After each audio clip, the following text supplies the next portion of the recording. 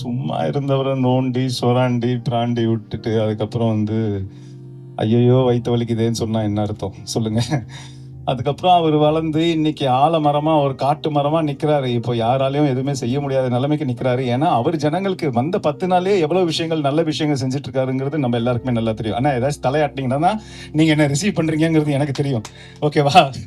So அவர் வந்து எவ்வளவு இந்த 10 நாள் தான் ஆச்சு, 2 வாரம் தான் ஆச்சு. அதுக்குள்ள அவர் எவ்வளவு நல்ல விஷயங்கள் செய்யறாருங்கிறது எனக்கே வியப்பா இருக்கு, ரொம்ப பிரமிப்பா இருக்கு பாக்குறதுக்கு. திருச்சி கிழக்குலையோ இல்லை ஒரு ராஜ்யசபா எம்பியோ பதவி கொடுத்து ஆதாரம் அப்படின்னு ஒரு நண்பர் சொன்னான்னு அக்செப்ட் பண்ணிடுவீங்களா? நீங்க அரசியலுக்கு வருவீங்களா? இல்ல நீங்க வேற யாராவது சிபாரிசு பண்ணுவீங்களா? சார் இது வந்து ஒரு டக்குனு பெரிய கேள்வியெல்லாம் கேட்டீங்க சார். இல்லை இது வந்து அந்த அந்த சூழ்நிலையை பொறுத்து இருக்கு சார். இப்போ நான் அதை பத்தி நீங்க சொல்லிதான் தெரியுது, ஓ இப்படி ஒரு விஷயம் இருக்குதா. நான் அதை பத்திலாம் யோசிக்கவே இல்லை சார். அந்த நேரம் வரும்போது பாப்போம் சார். சஜித் சார், இப்ப விஜய் சார் வராத ஈவெண்ட் எல்லாம் வந்து இனிமே உங்களை பார்க்கலாமா? ஐயோ, யார் அந்த பெரிய மனுஷன்? என்ன ஒரேடியா 35 வருஷம் நட்பையே க்ளோஸ் பண்ணுவீங்க போல இருக்குதே.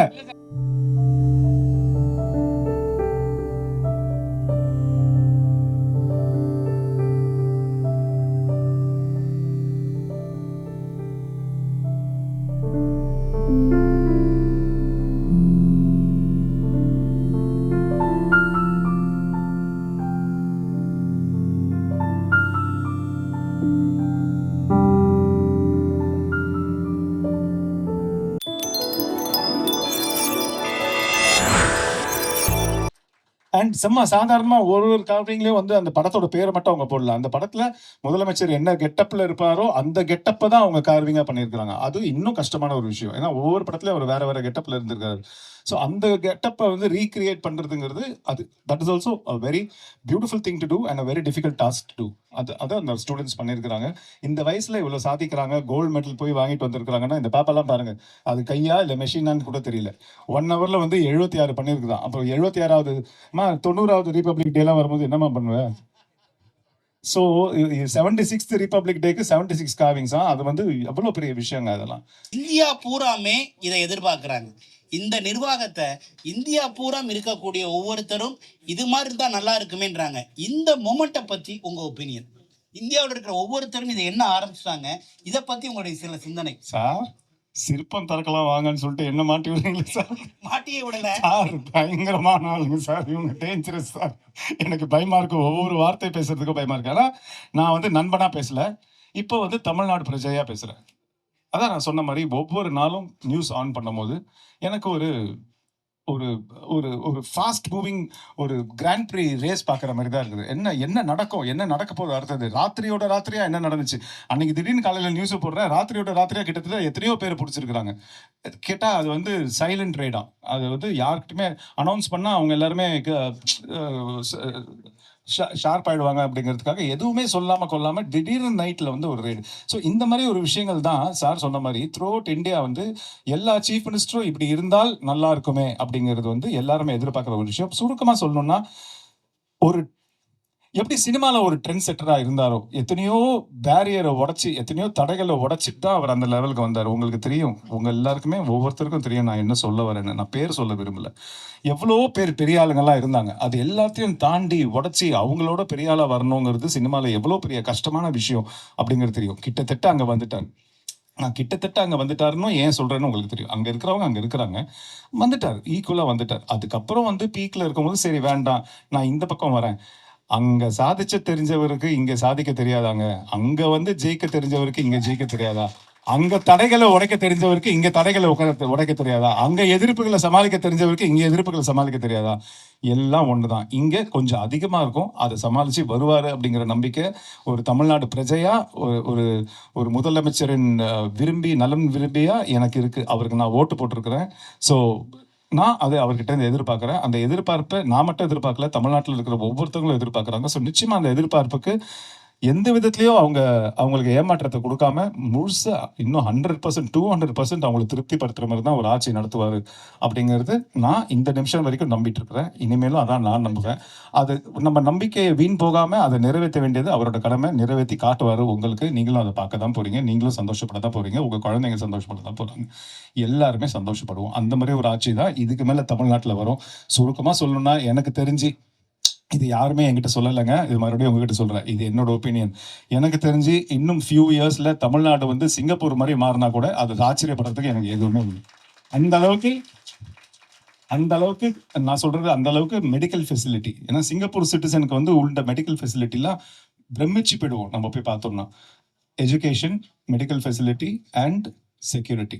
இது மூணுமே வந்து சிங்கப்பூர்ல வந்து தைரியமா இருக்கலாம். ஏன் சொல்றாங்க சிங்கப்பூர், மலேசியா, சிங்கப்பூர்லாம் போனா தைரியமா வெளியில நடந்து போலான்னு. ரொம்ப அது வந்து என்னன்னா அந்த அளவுக்கு அங்க வந்து சேஃப்டி இருக்குது. இம்மீடியட் ஒரு ஆக்ஷன் எடுப்பாங்க. ஸோ எனக்கு தெரிஞ்சு அந்த மாதிரி ஒரு நல்ல ஒரு சந்தோஷமான ஒரு தமிழ்நாட்டை என்னோட தொலைநோக்கு பார்வையில நான் பார்க்குறேன். அது கூடிய சீக்கிரம் நடந்துரும்னு நான் நம்புறேன். சஞ்சீவ் சார், சார் ஒரு கேள்வி சார், எங்க நண்பரா இருக்கனால கேட்குறோம். விஜய் சார் வந்து பொலிட்டிஷியனா இருக்கும்போது ஒரு ட்ரெஸ் கோட் வேற மாதிரி இது ஒயிட் இது மாதிரி. சிஎம் ஆன பிறகு அந்த கோட் இதுக்கு மாறிட்டாரு. அது என்ன காரணம்? ஏதாவது உங்கள்கிட்ட சொன்னாரா? உங்களுக்கு ஏதாவது தெரியுமா ஃப்ரெண்ட் சர்க்கிள்? அப்படிலாம் ஒரு காரணமும் இல்லை சார். அவர் வந்து ஒரு ட்ரெண்ட் செட்டர், அவ்வளவுதான். இது வரைக்கும் தமிழ்நாட்டில் ஏதாச்சும் ஒரு சிஎம் அந்த மாதிரி வந்திருக்காங்களா? அவர் வராரு, அவ்வளவுதாங்க. சஞ்சீவ் சார், இப்போ உங்க ஃப்ரெண்டு ஸ்ரீநாத் வந்து பாத்தீங்கன்னா எலெக்ஷன்ல நின்று ஜெயிச்சு எம்எல்ஏ ஆகி இப்போ மினிஸ்டரும் ஆயிட்டாரு. உங்களுக்கு அந்த வருத்தம் இருக்கா? நம்ம நிக்காம போயிட்டோமே, நம்ம மினிஸ்டர் ஆகாம போயிட்டோம்னு வருத்தம் இருக்கா? இல்லை சார், நான் அது கேட்கவும் இல்லை. நான் அந்த சைடு நான் போகவும் இல்லை. நம்ம வேலையை நம்ம பார்ப்போம், அவர் வேலையை அவர் பார்க்குறாரு. ஸ்ரீநாத்துக்கு அதில் இருந்து இன்ட்ரெஸ்ட் இருக்கு. அண்ட் ப்ளஸ் அவர் தூத்துக்குடியில் தான் பிறந்தாரு, வளர்ந்தாரு. ஸோ தூத்துக்குடி மண்ணின் மைந்தன் அவர். ஸோ அவர் வந்து அந்த இன்ட்ரெஸ்ட்ல அவர் ஆக்சுவலாக ஸ்ரீநாத்தே ஆரம்பத்தில் வந்து வேற ஒருத்தங்களுக்காக தான் கேட்டார். ஆனால் அதுக்கப்புறம் அது அவருக்கு வந்துச்சு. ஸோ அவர் வந்த வாய்ப்பை அவருக்கும் இன்ட்ரெஸ்ட் இருக்குங்கிறதுனால அவர் கண்டினியூ பண்ணாரு. இன்னைக்கு பை காட்ஸ் கிரேஸ் வந்து மினிஸ்டர் ஆயிருக்கிறாரு. நீங்க விஜய் சார்கிட்ட கேட்டிருக்கீங்களா? இல்ல இதை பத்தி எலெக்ஷன்ல நிக்கிறத பத்தி பேசிருக்கீங்களா? இல்ல. அவர் ஏதாச்சும் உங்கள்ட்ட ஃப்ரெண்டா கேட்டிருக்காரு? இல்லை சார், ரெண்டுமே இல்லை. சார் உங்களுக்கு வந்து திருச்சி கிழக்குலையோ இல்லை ஒரு ராஜ்யசபா எம்பியோ பதவி கொடுத்து ஆதாரம் அப்படின்னு ஒரு நண்பர் சொன்னாருன்னா அக்செப்ட் பண்ணிவிடுவீங்களா? நீங்கள் அரசியலுக்கு வருவீங்களா? இல்லை நீங்கள் வேற யாராவது சிபாரிசு பண்ணுவீங்களா? சார் இது வந்து ஒரு டக்குன்னு பெரிய கேள்வியெல்லாம் கேட்டீங்க சார். இல்லை, இது வந்து அது அந்த அந்த சூழ்நிலையை பொறுத்து இருக்கு சார். இப்போ நான் அதை பற்றி நீங்க சொல்லி தான் தெரியுது, ஓ இப்படி ஒரு விஷயம் இருக்குதா. நான் அதை பற்றிலாம் யோசிக்கவே இல்லை சார். அந்த நேரம் வரும்போது பார்ப்போம் சார். சஞ்சீவ் சார், இப்ப விஜய் சார் வராத ஈவெண்ட் எல்லாம் வந்து இனிமே உங்களை பார்க்கலாமா? ஐயோ, யார் அந்த பெரிய மனுஷன்? என்ன ஒரேடியா 35 வருஷம் நட்பையே க்ளோஸ் பண்ணுவீங்க போல இருக்குதே. இல்ல சார், அது நட்புக்காக சொல்றேன் சார். விஜய் சார் வராத ஈவெண்ட்டுக்கெல்லாம் வந்து ரீப்ளேஸ்மெண்ட் எல்லாம் நம்ம போக முடியாதுங்க. அவர் வேற. என்னன்னா என்னை கூப்பிட்டாங்கன்னா நான் போவேன் ஒரு ஈவெண்ட்டுக்கு. அது வந்து அவர் போகாத ஈவெண்ட்டுக்கு சரி இவரை கூப்பிடுங்க சார், பெரிய வார்த்தைலாம் சார், நட்பு க்ளோஸ் ஆயிடும் சார். சும்மா இருங்க. என்னை கூப்பிட்டாங்கன்னா எந்த ஃபங்க்ஷனாக இருந்தாலும் நான் போவேன், அவ்வளோதான். நன்றி. அண்ணா, ரொம்ப பொறுமையா இருந்திருக்கீங்க. ஏதாச்சும் லேட் ஆயிருந்தா ரொம்ப சாரிண்ணே. எல்லாருக்கும் சாரி சொல்லிக்கிறேன். அண்ணா எல்லாருக்கும் முதல்ல வணக்கம். அண்ணே வணக்கம்ண்ணே. ஓ ஹாய் சொல்லுமா? ஹாய். சரி, ரொம்ப சந்தோஷமா இருக்கு இன்னைக்கு. இந்த விழாவில் நானும் பங்கேற்றதுல எனக்கு ரொம்ப சந்தோஷம். ஏன்னா இது வந்து நம்ம முதலமைச்சர், அவர் நாயகன் முதல் ஜனநாயகன் வரை, அதாவது ஒரு இளைய தளபதி முதல் முதலமைச்சர் வரை அவரோட அந்த லைஃப் ஜேர்னியை தான் சிற்பக்கலை விழாவா நம்மளோட ஹோட்டல் மேனேஜ்மெண்ட் ஸ்டூடெண்ட்ஸ் தானே சார், ஹோட்டல் மேனேஜ்மெண்ட் ஸ்டூடெண்ட்ஸ் ரொம்ப அழகாக செதுக்கி இருக்காங்க. அந்த ஒரு ஃபங்க்ஷனுக்கு, அதாவது என் நண்பன் ஒரு முதலமைச்சர், அந்த முதலமைச்சரோட ஃபங்க்ஷனுக்கு என்ன கூப்பிட்டது வந்து உண்மையிலேயே நான் வந்து சென்னை சமர்த்தாக்கும் பூமிநாதன் சாருக்கும் உண்மையிலேயே ரொம்ப கடமைப்பட்டிருக்கேன். ரொம்ப ரொம்ப நன்றி சார் என்னை கூப்பிட்டதுக்கு. ஏன்னா எனக்கு ரொம்ப சந்தோஷமா இருக்கு. சந்தோஷத்தை தாண்டி எனக்கு ரொம்ப பெருமையா இருக்கு. ஏன்னா அது ஏவியில் கொஞ்சம் தப்பா சொல்லிட்டாங்க. 30 வருஷம் இல்லை, 35 வருஷம் நட்பு இது. ஸோ இந்த 35 வருஷம் நாங்கள் எப்படி ஆரம்பிக்கும் போது என்னெல்லாம் பேசியிருக்கிறோம் அப்படிங்கிறது எங்களுக்கு தான் தெரியும். ஸோ அந்த லாயோலா காலேஜுக்குள்ள அங்கே தான் எங்கள் நட்பு ஆரம்பிச்சது. அந்த நட்பு ஆரம்பிக்கும் போது எவ்வளோ மனசுல இருக்கிற ஆசைகள்லாம் நம்ம பேசியிருக்கோம். ஆசைகள்லாம் பேசிட்டோம், ஆனால் அந்த ஆசைகள்லாம் நிறைவேறும். அந்த ஆசைகள் லிஸ்ட்ல இது இல்லவே இல்லை. முதலமைச்சர் அப்படிங்கிறது இல்லவே இல்லை. அது தானா ஜனங்கள் வந்து உருவாக்கி கொடுத்த ஒரு விஷயம். ஜனங்களுக்காக அவர் ஏதாச்சும் செய்யணும்னு நினைச்ச ஒரு விஷயம் தான் முதலமைச்சர். அவர் வந்து ஒரு பெரிய நடிகன் ஆகணும் அப்படின்னு நினைச்சாரு. ஸோ அந்த பெரிய நடிகன் அப்படிங்கிறது ஒரு ஆசை, ஒரு கனவா இருந்துச்சு. அந்த ஆசை, அந்த கனவு நிறைவேறுமா அப்படிங்கிறது அன்னைக்கு 35 வருஷம் முன்னாடி ஒரு பெரிய கொஸ்டின் மார்க் தான். அது உங்க எல்லாருக்குமே தெரியும். நிறைய பேர் அவரை விமர்சனம்லாம் பண்ணியிருக்கிறாங்க நடிகனா ஆரம்பிக்கும் போது. அது எல்லாத்தையும் உடச்சி, எல்லாத்தையும் தாண்டி பியோர் டெடிகேஷன், டிட்டர்மினேஷன் அப்படின்னு தான் நான் சொல்லுவேன். அதாவது வைராக்கியம். எது நடந்தாலும் சரி நம்ம விட்டு கொடுக்க கூடாது. எது நடந்தாலும் சரி, எவ்வளோ அசிங்கப்படுத்தினாலும் சரி, எவ்வளோ நம்மளை போட்டு அமுக்கினாலும் சரி, எவ்வளோ நம்மளை பின்னாடி தள்ளினாலும் சரி, நம்ம 4 படி ஏறி 10 படி கீழே இறங்கினாலும் சரி, நம்ம மறுபடியும் 14 படி ஏறி மேலே போய் நிற்போம் அப்படிங்கிற அந்த ஒரு வைராக்கியம் தான் அவர் மனசுக்குள்ள என்னைக்குமே இருக்கும். இது நான் வந்து இன்னைக்கு அவர் முதலமைச்சருங்கிறதுனால மிகப்படுத்தி பேசலைங்க. சத்தியமா உங்க எல்லாருக்குமே தெரியும் நான் பேசுறது உண்மைன்னு. ஏன்னா அவ்வளோ ஒரு வைராக்கியம் அவர் மனசுக்குள்ள இருந்திருக்குது. எல்லாத்தையும் தாண்டி அந்த டிட்டர்மினேஷனோட இன்னைக்கு வந்து ஒரு ஒரு நம்பர் 1 ஆக்டரா, அதாவது திரையுலகமே திரும்பி பார்க்கக்கூடிய, திரையுலகமே வேணும் அப்படின்னு சொல்லக்கூடிய ஒரு நம்பர் 1 ஆக்டரா அவர் வந்து நின்னாரு. அதுக்கப்புறம் சும்மா இருந்தவரை நோண்டி, சொராண்டி, பிராண்டி விட்டுட்டு அதுக்கப்புறம் வந்து ஐயையோ! வயித்து வலிக்குதேன்னு சொன்னா என்ன அர்த்தம்? சொல்லுங்க. அதுக்கப்புறம் அவரு வளர்ந்து இன்னைக்கு ஆலமரமா, ஒரு காட்டு மரமா நிக்கிறாரு. இப்போ யாராலயும் எதுவுமே செய்ய முடியாத நிலைமைக்கு நிக்கிறாரு. ஏன்னா, அவரு ஜனங்களுக்கு வந்த 10 நாள்லயே எவ்வளவு விஷயங்கள், நல்ல விஷயங்கள் செஞ்சுட்டு இருக்காருங்கிறது நம்ம எல்லாருக்குமே நல்லா தெரியும். ஆனா, ஏதாச்சும் தலையாட்டினீங்கன்னா தான், நீங்க என்ன ரிசீவ் பண்றீங்கங்கிறது எனக்கு தெரியும். ஓகேவா?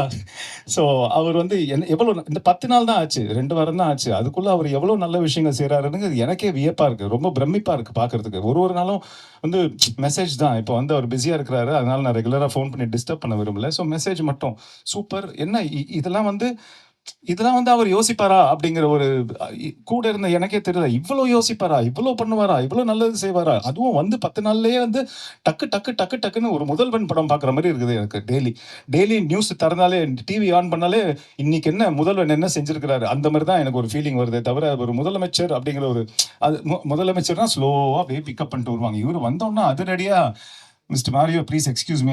I'm sure you don't understand a bit of whatever I'm talking, but I shall. I'm talking about the Chief Minister of Tamil Nadu, who happens to be my 35-year-old friend and my classmate. So, அதான். So அந்த ஒரு வைராக்கியம், determination தான். நான் இது மறுபடியும் சொல்றேன், மிகப்படுத்தி பேசல. இப்போ இந்த ஏவி பார்த்ததுனால நான் சொல்றேன். அதே வைராக்கியம், அதே டிட்டர்மினேஷன் தான் நான் இங்க இவர்கிட்ட நான் பார்க்குறேன். ஏன்னா ஆரம்பிக்கும் போது 2010 தானே சார், ஆரம்பிக்கும் போது வெறும் ஒரு ஃபியூ பீப்புள் தான் ஃபேக்கல்டி ஸ்டாஃப் இருக்கிறாங்க. வெரி ஃபியூ ஸ்டூடெண்ட்ஸ் தான் இருந்திருக்கிறாங்க. ஆனால் இன்னைக்கு ஒரு விஸ்வரூபம் எடுத்து இன்னைக்கு இவ்வளோ தூரம் வளர்ந்து இத்தனை ஸ்டூடெண்ட்ஸை படிக்க வச்சு, இத்தனை ஸ்டூடெண்ட்ஸ்க்கு வெளிநாட்டில் வேலை வாங்கி தந்து, இத்தனை ஸ்டூடெண்ட்ஸ்க்கு வந்து வெளிநாட்டுக்கு போனால் ஒரு அங்கீகாரம் கிடைக்குதுன்னா அதுக்கு காரணம் சென்னை சமர்த்தா தான். அதுக்கு காரணம் சாரோட வைராக்கியமும், அவரோட குரோத்தும், அவரோட கடவுள் நம்பிக்கையும் தான். இந்த கடவுள் வந்து அவர் கூடவே இருக்கிறாருன்னு நான் நம்புறேன். ஏன்னா இத்தனை ஸ்டூடெண்ட்ஸை படிக்க வச்சு அந்த பெத்தவங்களோட கனவை அவர் நிறைவேற்றுறாருல்ல, அப்போ அந்த பெத்தவங்களோட பிளெஸிங் எல்லாமே இங்கே வரும்ல. கண்டிப்பா அது ரொம்ப முக்கியம் நம்ம வாழ்க்கையில. பெரியவங்களோட பிளெஸிங்ஸுங்கிறது நம்ம வாழ்க்கையில ரொம்ப ரொம்ப முக்கியம். நம்ம தான் பெரியவங்க. நம்மளை விட யார் பெரியவங்க நம்ம நினைச்சிட்டோம்னா அன்னைக்கே நம்ம கீழே விழுந்துட்டோம்னு அர்த்தம். அது வந்து இப்போ சார் பெரிய ஆள் தான் சொசைட்டில. நிறைய காலேஜ்லாம் வச்சிருக்கிறாரு, நிறைய ஸ்டூடெண்ட்ஸை படிக்க வைக்கிறாரு தான். ஆனால் அங்கே ஒரு சாதாரண ஒரு ஏழை பேரண்ட் வந்து மனசு குளிர்ந்து அந்த தம்பி நல்லா இருக்கணும் அப்படின்னு யோசிச்சாலே போதும், இங்கே 10 மடங்கு அந்த பிளெஸிங் வரும். அந்த மாதிரி ஒரு பிளெஸிங் தான் இவருக்கு நாளுக்கு நாள் வந்து கிட்டத்தட்ட எத்தனையோ 1000 பேரண்ட்ஸ் கிட்ட இருந்து வந்துட்டு இருக்குதுன்னு அப்படின்னு நான் நம்புறேன். ஸோ எப்படி அந்த முதலமைச்சர் கிட்ட நான் அந்த ஒரு வைராக்கியமோ டிட்டர்மினேஷனோ பார்த்தனோ அதே தான் நான் இங்கேயும் பார்க்குறேன். இன்னைக்கு அவரோட ஹோட்டல் மேனேஜ்மெண்ட் ஸ்டூடெண்ட்ஸ் வந்து அந்த சிற்ப கலை விழா நான் சொன்ன மாதிரி முதலமைச்சரோட குரோத்தை வந்து ஆரம்பத்துலேருந்து இன்னைக்கு வரைக்கும் உள்ளதை சிற்பமா செதுக்கி உங்க முன்னாடி ப்ரெசென்ட் பண்ண போறாங்க. இது வந்து ஸ்டூடெண்ட்ஸோட உழைப்பு, கிட்டத்தட்ட ரொம்ப நாள் உழைப்பு இது. அதனால தயவு செய்து எல்லாரும் அதை அழகா கேப்சர் பண்ணி அதை அழகா ப்ரொமோட் பண்ணணும் அப்படின்னு நான் ரொம்ப தாழ்மையோட கேட்டுக்கிறேன். ஏன்னா அது வந்து அந்த ஸ்டூடெண்ட்ஸோட உழைப்பு மட்டும் இல்லை, கம்ப்ளீட் இங்கே இருக்கிற சென்னை சமர்த்தால இருக்கிற ஃபேக்கல்ட்டி, பூமிநாதன் சார் ஃபேக்கல்ட்டின்னு ஸ்டாஃப், இவங்க எல்லாரோட உழைப்பும் அதில் இருக்கு. இது எல்லாத்தையும் தாண்டி அந்த பெத்தவங்களோட கனவு அதுக்கு பின்னாடி இருக்கு. என் பசங்க அன்றைக்கி கஷ்டப்பட்டு ஒரு விஷயம் செஞ்சுருக்கிறாங்க. எப்போ ஃபோன் பண்ணாலும் சிற்பம், அது அந்த வேலையாக இருக்கிற அம்மா, அந்த வேலையாக இருக்கிற அப்பா, அந்த வேலையாக இருக்கிற தாத்தா, அந்த வேலையாக இருக்கிற பாட்டின்னு சொல்லியிருப்பாங்க. ஸோ இவன் என்னதான் வேலை செஞ்சான் அப்படிங்கிறத வந்து அந்த பேரண்ட்ஸுக்கும், அந்த கிராண்ட் பேரண்ட்ஸுக்கும், அந்த அக்காங்களுக்கும், அந்த தம்பிங்களுக்கும், அந்த தங்கச்சிங்களுக்கும் கொண்டு போய் சேர்க்க வேண்டியது வந்து உங்களோட கடமை. உங்க வீட்டு பிள்ளைகளா நினைச்சு இது நல்லா ப்ரமோட் பண்ணி கொடுங்க. ரொம்ப ரிக்வெஸ்ட் பண்ணி கேட்டுக்கிறேன். ஏன் மேடம் ஃபாஸ்டா பேசணுமா? நான் பேசும்போது யாரும் கை தட்டக்கூடாது. ரொம்ப சந்தோஷமா இருக்கும்ல? பேசி முடிச்சிட்ட பிறமும் கை தட்டக்கூடாது. இன்னும் சந்தோஷமா இருக்கும்ல?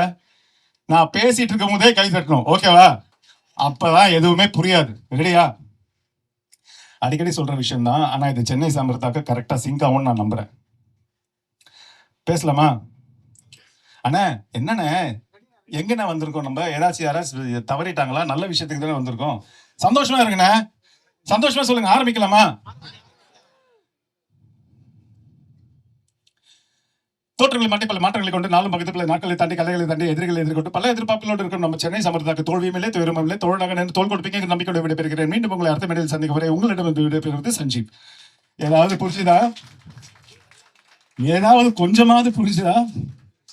தோற்றங்களை மாற்றி பல மாற்றங்களை கொண்டு நாளும் பகிர்ந்து பல நாட்களை தாண்டி எதிரிகளை தாண்டி பல எதிர்பார்ப்புகளோட இருக்கும் நம்ம சென்னை சமர்த்தாக்கு தோல்வியும் இல்லை துயரமும் இல்லை, தோழனாக நின்று தோள் கொடுப்பீங்கிற நம்பிக்கையோடு விடைபெறுகிறேன்.